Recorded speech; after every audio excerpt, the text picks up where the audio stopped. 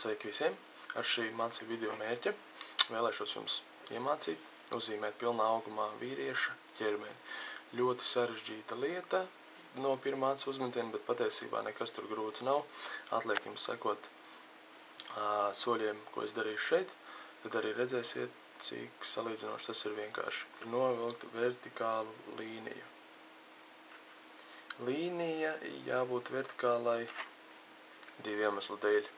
Pirmkārt, šī līnija palīdzēs mums vienai pusē būt vienādai ar otru. Uzskatīsim tādēļ, ka šī līnija ir simetrijas as mūsu cilvēkam. Pretējā gadījumā mums nejauši var sanākt tā, ka viena puse ir asnākā otra, un gala rezultāts mums var būt neapmierinoši. Otra lieta, vertikālā līnija vienmēr palīdz cilvēka augumam būt pilnīgi vertikālam, nesašķiepties, tur piemēram rokai nebūt garākai par otru, un tam līdzīgi. Cilvēks stāvēs, viņš būs vertikāls, kas ir pats svarīgākais. Tagad ir ļoti svarīga lieta. Šis nogrieznis ir jāsadala 8 vienādās daļās. Kādēļ? Tātad, ja zīmējot portretu, tātad cilvēku seju, svarīgākais elements sejā ir acis. Tā ir tā pamatproporcija, pēc kā jūs varat uzzīmēt seju, jo zinot acu izmēru, jūs uzreiz varat prognozēt sejas izmēru. Tad cilvēka augumu zīmējot, svarīgākā lieta ir galva. Tātad, cik man būs liela galva, tik aptuveni liels man būs viss rumpis, viss ķermenis kopumā. Tātad 8 vienādām daļām. Pilnā augumā, kad cilvēks sasniedz aptuveni 25 gadus, tad ideāli, teiksim tā, ideāli cilvēka augumā ietilpst 8 galvas. Kā sadalīt šo nogriezni 8 vienādās daļās? Tas ir īstenībā viss atbildīgākais posms, jo ja jūs kļūdīsieties daļu izmēros, jūsu rezultāts jums var pašiem nepatikt. Piemēram, krūšu daļa būs lielāka, kājas būs maziņas un tam līdzīgi. Vai jūs izmēriet ar lineālu šo nogriezni, izdaliet ar 8, kā es darīšu, kā es aicinu arī jums, trenēt jūsu atsmēru un, kā saka, mēģināt iztēloties, cik tad man būs viena daļa un sadalīt šo nogriezni tad 8 daļās. 1, 2, 3, 4, 5, 6, 7, 8. Tātad, ja man nedaudz kaut kur esmu kļūdījies, jums blakus ir dzēžgumija un padzesiet lieko nost 1, 2, 3, 4, 5, 6, 7, 8. Pie katras no šīm līnijām atrodas konkrēta vieta cilvēka augumā. Tātad konkrēts elements. Pie šīs līnijas atrodas zods, pie šīs līnijas atrodas krūtis, pie šīs līnijas atrodas naba, pie šīs līnijas gūžas, pie šīs līnijas roku pirksti, pie šīs ceļi, pie šīs ikri, pie šīs īkšķis. Tātad pēdai īkšķis. Ieteikums pierakstīt blakus, lai jūs neaizmirstu šo soļus, līdzīgi kā latviešu valodā alfabēts. Ja mēs zinām alfabētu, mēs protam runāt, līdzīgi arī šeit, ja mēs zinām katrs elements, kur atrodas, mēs ļoti ātri un veiksmīgi pratīsim izveidot cilvēku augumu. Tātad svarīgi sākt zīmēt cilvēku no augšas, nevis no apakšas uz leju, no apakšas uz augšu. Kādēļ? Tādēļ, ka galva ir vissvarīgākā un mēs virzīsimies šādā virzienā. Tātad, galva vienmēr ir ovāla. Pēc galvas, jūs redzat, apakšējā daļa zods, tā arī man izskatās, nāk kakls. Kakls nedrīkstētu būt pārāk garš. Kādēļ? Jo nākošajās jau ir pie cipariņa 2 krūtis. Kā tad zināt, cik tam man būs plati pleci? Ļoti elementāri. Pirmais, protams, pirms mēs sākam zīmēt, mums ir jānovienojās ar sevi, kas tad man tas būs, vīrietis vai sieviete. Vīrietim platāk ir pleci kā sievietei, sievietei gūžas ir platāks kā vīrietim. Lai zinātu manam, piemēram, modelim, piemēram, viņš būs vīrietis, cik tad būs plati pleci, ko es daru? Galvas augstums man ceļo šeit, uz vienu pusi un uz otru pusi. Tātad plecu platums ir 2 galvu augstums. Tātad šeit šis nogrieznis ceļo uz šajieni, šis nogrieznis ceļo uz šajieni.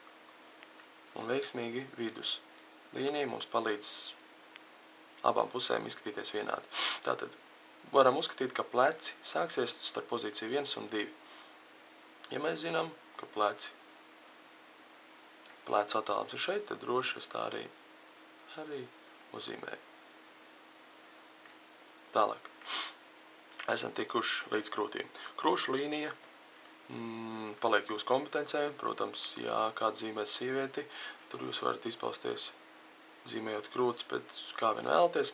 Es uzzīmēšu parastu atletisku cilvēku augumu ar krūšu līniju, teiksim tā, gandrīz kā taisna līnija.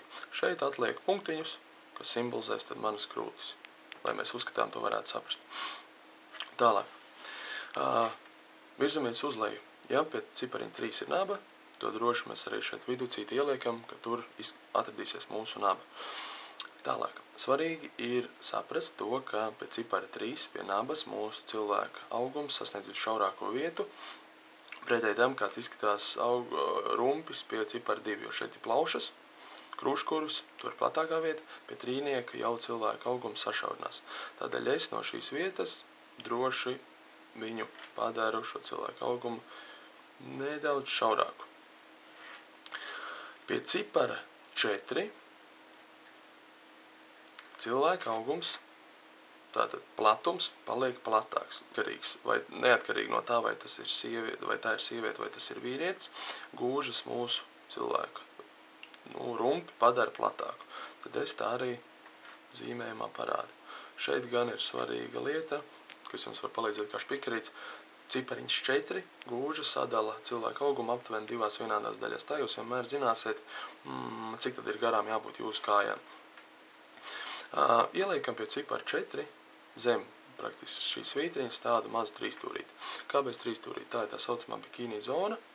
No šīs vietas mēs sāksim veidot mūsu augštilbus, kājas, un trīsstūrīts ir katram tajā brīdī, kad mēs saliekam kājas kopā, nostājamies vertikāli. Kas ir vēl interesanti, ja mēs nostātos vertikāli pilnā augumā pretī spogulim, pretī nabai ir tieši elkonis.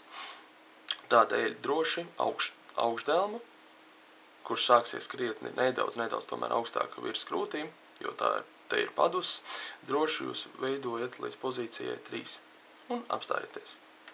Otru roku tieši tādu pašu. Ievelkam kaut kādu svītriņu vai kaut kādu zīmīti, kas mums parādīs, ka tur sāksies elkonis. Ko es ierosinu? Pamazām konstruēt cilvēku augumu tā, ka šī daļa tomēr nedaudz apsteidz rokas. Iesim tad uz leju. Tātad, ja mēs zinām, ka no 4. pozīcijas sākās kājas, mums jāzina, cik tad ies pirmā kāju daļa, tātad augštilps. Skatāmies cipariņu 6 ceļu. Tātad no cipara 4 līdz 6 mēs droši varam vilkt augštilba daļu. Aicinu vilkt kājas nedaudz telpiskas, tātad apaļīgāks, lai vizuāli parādītu, ka kājās nav tikai kauli. Tad, ja mēs uzvilktu vertikālas kājas, tikai iztītos tāds ļoti cietas un kokainas kājas. Šajā gadījumā ir tā, ka mēs viņas padara nedaudz muskuļotas. Tālāk. Turpināsim ar rokām. Ja mēs zinām, ka šeit ir elkonis, ja mēs zinām, ka šeit sāksies apakšdelma rasnākā vieta ir šī, mums ir jāzina aptuveni, kur te beigsies apakšdelms, kur tas sāksies plaukstas. Ja mēs redzam, ka cipars 5 ir plaukstu pozīcija, es atvainojos roku pirkstu pozīcija, tad ļoti svarīgi ir atcerēties nepārzīmēt plaukstas pāri ciparam 5. Kādēļ, ja jūs uzzīmēsiet rokas garāks par ciparu 5, jūs cilvēks neizskatīsies pēc cilvēka, bet drīzāk pēc kaut kādas šimpanzes. Aptuveni plaukstas sākās starp 4 un 5, tātad 4. un 5. daļa. Un ko es tagad daru? Droši no cipara 3 velku apakšdelmu līdz aptuveni pozīcijai 4. Un šeit, tātad starp 4 un 5, es tad arī izveidoju plaukstu. Plaukstu es nezīmēju anatomiski pareizi, tam nav īpaši nozīmes. Svarīgi ir tas, ka mēs zīmējam cilvēku vadoties pēc viņa proporcijām, ne pēc anatomiska, ne precīzi anatomiski. No cipara 6 sākās ikru daļa apakštilps, kas nozīmē to, ka mums ir jāzina, cik tad viņš būs liels. Starp 7. un 8. daļu sākās aptuveni pēda. Tātad potītes daļa sāksies starp 7 un 8. Nerakstīšu klāt, jo tad sajies visu vienā lielā ķīselī. Tātad velku kāju apakšējo daļu līdz pozīcijai 7 starp 8.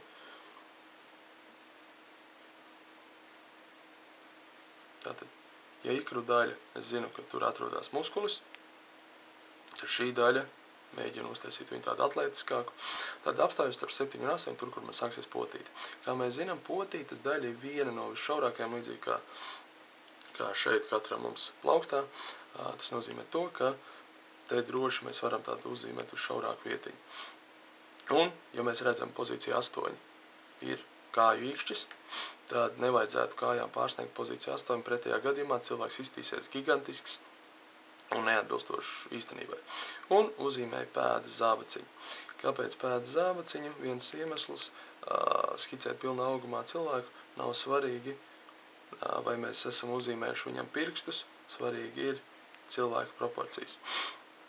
Un esam uzzīmējuši te nedaudz par pēdas pilnā augumā cilvēku atbilstoši proporcijām. Un tātad, kas ir sanācis 1, 2, 3, 4, 5, 6, 7, 8 daļas. 8 daļas ir vienāds. Kā redzam, centra līnija ir veiksmīgi palīdzējusi mums gan kreiso pusi, gan labo pusi padarīt plus mīnus vienādu. Un, ja jūs vēlēsieties, piemēram, būt modes dizaineri, šīs zināšanas jums būs ļoti noderīgas. Kāpēc? Uz šo kailo ķermeni jūs droši arī varēsiet lipināt, teiksim tā, savu apģērbu virsū. Piemēram, parāda ļoti ērti un fleini, ka jūs varat sākt veidot apģērbu dizainu, izveidot krādziņu. Un tātad jums ir apakšā silēts, uz kuru jūs tad attiecīgi arī visu varat būvēt virsū. Uzzīmēju rokas, uzzīmēju kā krekla kaut kādas pozīcijas. Protams, jums sanāks daudz veiksmīgāk kā man. Tas ir tikai ļoti ātrs piemērs, kā veidot apģērbu jūs savam modelim. Te varētu būt bikses, te ir kaut kādas džinses, šortas, striķīšu, vai slīpas, līnijas vai nē. Bet, princips un kurpītes. Un jūsu modelis ir gatavs modes skatēji. Un paldies par uzmanību, pirmā video beigas.